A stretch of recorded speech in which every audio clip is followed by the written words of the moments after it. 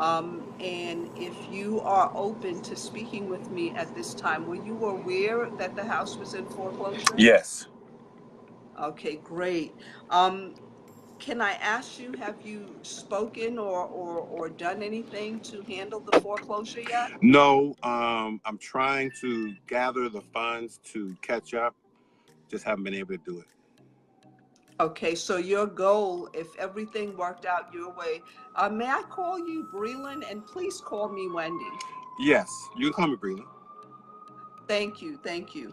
Breland, if everything could work out the way you want, what would be the best option for you right now? Are you looking to save the house, or are you looking to sell it and move to something more convenient, no stress involved? Like, what is your thoughts right now? Looking to sell it and move into something that's more affordable. That makes sense. So let me ask you this. If I can ask you some information, I just am collecting information right now. I have a worksheet that I like to put information on this way because I work with a lot of people in your situation, and I really don't want to confuse your information, but I also want to make sure that I have the right details so I can give you the best options possible. Is that okay with you? Sure, sure. Yeah, that's fine. Awesome, awesome. So first of all, can you give me the full name of that, that's on the deed of the house? Fitzgerald Breland. Awesome. And can you confirm with me the address of the property? It's 6921 Barnard Drive, Atlanta, Georgia. Okay. And can you confirm for me the best phone number in case we get disconnected or I have to call you back? 470-819-1053. Okay. And you and I are going to be in communication quite a bit until we solve this to your liking. So when is the best times for me to call you back? Evenings, Between? 5 and 7. Awesome. Is that through Monday through Friday, or how can what about the weekends? Yeah, weekends I'm open. Monday through Friday I work. Okay, great. So I will keep that open. So there's no time limit on weekends, No, right? I just need help. Okay. So you need help. I can appreciate that. So I can be the best help possible. Can you tell me a little bit more about the house? I want to make sure that the information that is public knowledge is the correct information. How many bedrooms, how many bathrooms, things of that sort. Sure, it's an 8-bedroom, 6-bathroom, 4,000 square foot home in Camp Creek. Okay. And how long have you owned the house? I've owned the house for 5 years with my wife, but And she recently passed. oh, your wife just passed away. Yes. I'm so sorry to hear that. Was she helping with the mortgage payment? Yes. Okay. And how much of the mortgage payment was she making on your behalf? About 50%. We were splitting it. Wow. Wow. So not only did you lose your wife, which is, bad enough on its own, but you've also lost help with maintaining the stuff that she maintained. Can I ask, have you checked to see if your wife had an insurance policy that might pay off the house since she's passed away? Yeah, it was sudden, and we weren't prepared for any of that. So no, she Okay, didn't. so you never got the insurance. We were planning on doing it, but we just, you know, didn't think it was going to happen this quick. I can empathize with that. Yes. So the thing is, so you're missing about 50% of the mortgage. And how many payments behind is the house? About 8 months back, And what is the monthly payment? about 5,500 a month. Wow, you must have a mansion in Georgia paying 5,500. That is a mansion in Georgia, right? Yes, ma'am, all day long. Yeah. Oh, nice, nice, nice. So can I ask, what kind of work do you do, Breland? I in the IT field. IT. Yeah. That's a good field right now. People are making a lot of money in that field. Yeah, she was in IT as well. Mm. Okay. And so you said that the house is 5,500 a month. You're 8 months behind. What have you tried as a solution to this situation so far? I've tried asking family and friends, but they can't help. Um, I've tried taking on a second job, but with my current position, as many hours as I work, it's kind of hard to fit the second job in. Um, Mm-hmm. tried to get refinancing through the bank. They're not trying to listen. The bank that holds your Hmm. mortgage? And what bank is that? Bank of America. Oh yeah, they're kind of difficult to work with. I think I have some options for you though. So let's ask you this. When you purchased the house, how much did you pay for it? 750,000. 750,000. So do you know what the house is worth today? No. What year did you buy the house? 2012. 2012. Yeah. So you've had the house now about 6 years, right? Yes, ma'am.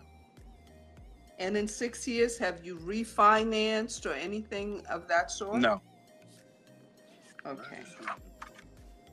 Now, one of the things I'd like to do you have your mortgage coupon or book available to you?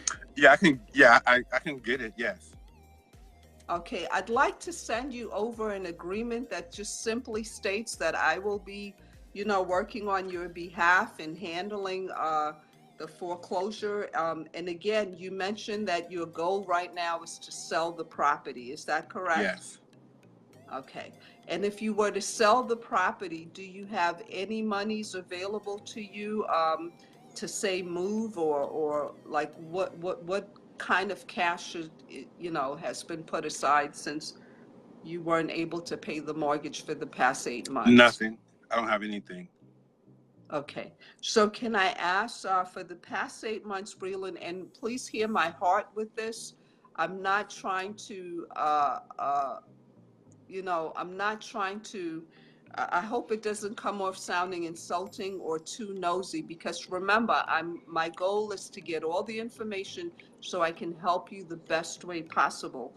For the past 8 months that the mortgage has not been paid, and your portion of it was about 3,000. Can I ask where that 3,000 has been going if you've not saved any portion of it? Yeah, I've been getting my hair and nails done, and been going on vacation. Now, Breland, I have to be honest with you. Did you really focus on saving the house, or like, in the past, like, did you really think about putting any money to the side? Because even though those things are nice, I'm going to be honest with you. I find that people do that as some sort of a cushion in their heart. But my goal is to educate you. Do you have any children? I do. Okay, and how old are the kids? I have a teenage son. Just one Yeah. child? Okay, so is your child aware of what's going on? Yeah. Well, he's not aware that where we are with the house, but everything else, yes. As far as losing his mother and things of that nature, but I haven't disclosed any of the housing situation. I don't think he's old enough to know that. Okay. I find that that's just my opinion. But you sound like a very considerate father, and just the fact that you're speaking to me, as long as you are, tells me that you definitely want a solution for the situation. So what I'm going to do is, I believe in honesty, because when I knock on the door, when I come to meet with you and share the things that need to take place at this point. One, if you ever filed a bankruptcy on the property yet? No. Okay, so your son is going to be aware of some of the happenings going on, either by accident, by seeing mail that comes to the house. So I would just encourage like having a conversation with him. But in the meanwhile, what I can do is we can definitely work out something with this. I just want to do some homework, and I can come back and meet with you in person at the home, either on Friday between 6 and 7, or I can meet you Saturday morning between 11 and 12:30. Which works better for you? Friday.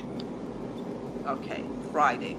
Now, let me ask you this, Breland. I'm going to come over with a listing package as well. And then we're going to see which is the best way to go. I'm going to give you some options when I sit with you. And then you tell me what works best for you. Does that sound like something that's beneficial? Yes.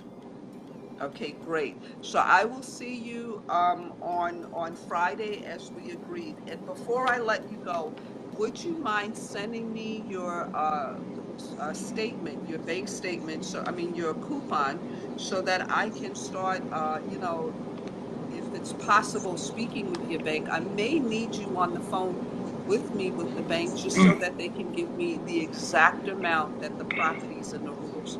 Are you able to do that tomorrow morning? Yes. Awesome. So you can take a picture of it and text it to me, or you can email it to me. But before I let you go, let me get your email address because I want to make sure that I forward you an agreement and some other information that's going to give you some options and some of the choices we have for you. And confirm your email again. It's afbreland@gmail.com. Awesome. And you'll be getting something from my email, which is ownhome03@yahoo.com. And I look forward to helping you. It's not a lost cause. We definitely can have something work out. If you were to move, Breland, where would you be going? Um, I don't know. Atlanta. Okay, you want to stay in Yeah. Atlanta. And at this point, have you some places sometimes in Atlanta, believe it or not, it's easier to rent another house than it is to rent an apartment because of the foreclosure situation. If you were to rent, what is a monthly payment you can afford? About 1,500 a month. Okay, so 1,500 is comfortable to you. Do you have a car note and any of that kind of stuff that we need to take into account? No, my car is paid off. Okay, great. So, and would you and your son be moving in together? Yes. How many bedrooms will you need? Just a 2-bedroom. And is there a specific area you need to be near for work purposes or for education for your son? I want to stay in the Camp Creek area. It's close to the airport and my son's school. Okay, great. So what I'm going to do is I have my homework cut out for me. I'm going to do some research. And as I said, tomorrow morning, you and I will get on the phone with the bank together. But if you can forward me that coupon as soon as we hang up, that'll give me a head start on what needs to happen. And then tomorrow when we speak to the bank, I definitely will give you some options. We may need to list the house, or I may be able to buy it myself for cash within myself and the investors that I work with. Do you have a preference, or either one is fine? Either one is fine. Awesome. Thank you so much for your time, Breland. I would prefer it if you confirm my phone number. I want to make sure you have it. My phone number is 404-573-0027. And again, my email is ownhome03@yahoo.com. And we will definitely be speaking tomorrow morning. What is the best time for you and I to do a three-way with the bank? Around lunchtime. Okay, great. So now sometimes the bank will want you to send them an email or a fax agreeing to speak with me. Would you be at a place that you can do that? I'll make that. I'll make that happen. Thank you so much, Breland. I appreciate it. Have you found this conversation helpful for you? Very much so.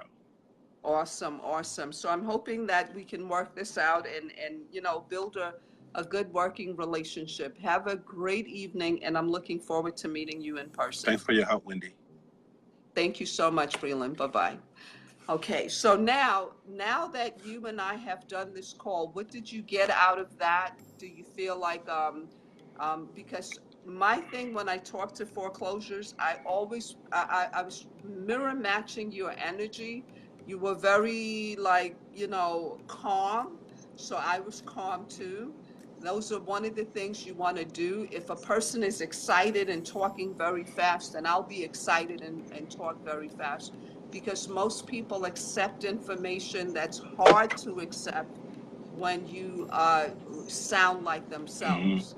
And so that's one of the things that I was doing on the call. But have you gotten anything out of doing this call, or anything you'd like to share from your experience in doing foreclosure? Yeah, when we were going through it, it reminded me of each step of the process, from the first meeting, sitting down with the husband, walking through the details with the wife, following up with the wife, her being nervous throughout the process, not knowing what was going to happen, me being understanding of that, holding her hand, literally, walking her, helping her through the times where she got emotional and started to cry, and the grandbaby was there, grandmama was wrong, I have the consoler, everybody there. I'm letting them know everything's going to be okay.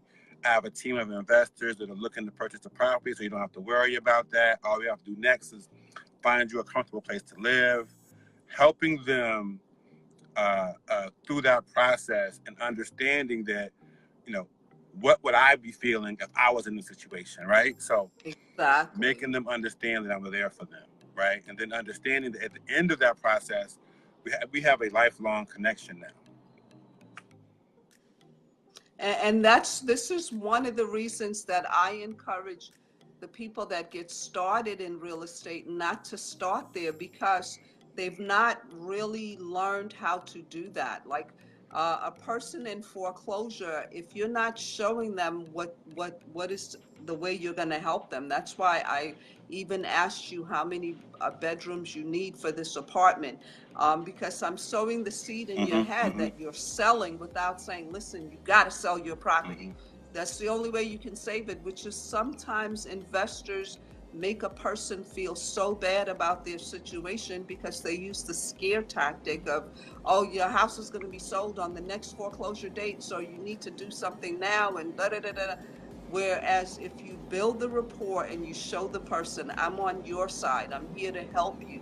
And now you've got, if you're an agent who does rentals, you've got a listing that you're selling, and you've got a rental, which is usually fast cash.